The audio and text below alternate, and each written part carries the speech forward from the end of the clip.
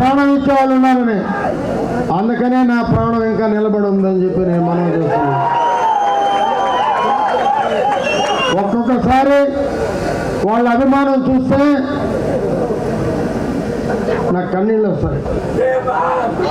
ఎందుకంటే ఆ ప్రేమ చూసినా, ఆ ఆప్యాయత చూసినా, ఏ పిలిపించినా వస్తుంటే నిజంగా ఏంటిది, వీళ్ళకి ఎప్పుడు న్యాయం మరి చేయగలుగుతాం అనే ఆలోచన నాలో ఎప్పుడూ కూడా ఉంటుంది.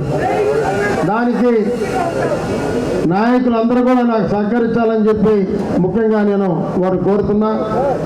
ఈ పదవి నాకు ఇచ్చినటువంటి, నన్ను నమ్మి నా మీద పెట్టినటువంటి మన ప్రీతమ నాయకులు చంద్రబాబు నాయుడు గారు, నా దైవం నందమూరి బాలకృష్ణ గారు,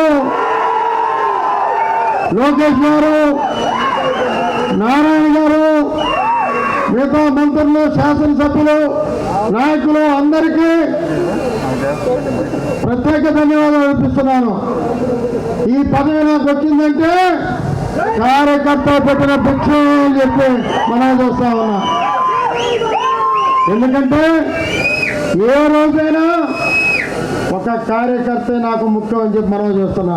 నేను ఎప్పుడో చెప్పాను, నేను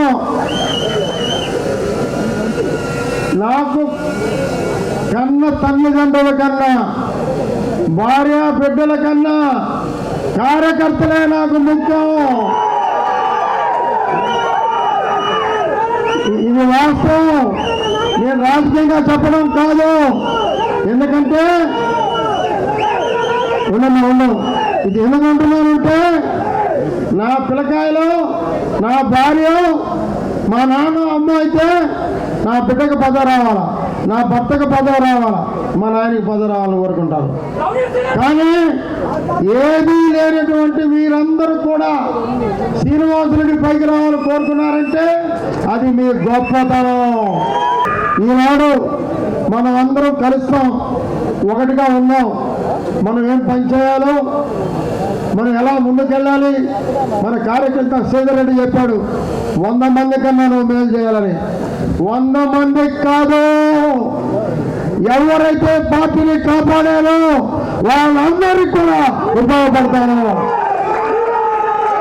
ఇదే మాట చంద్రబాబు నాయుడు గారు ముందు నారాయణ గారు కూర్చొని ఆ రోజు మాట్లాడటం జరిగిందని కూడా నేను మనం చూస్తున్నా.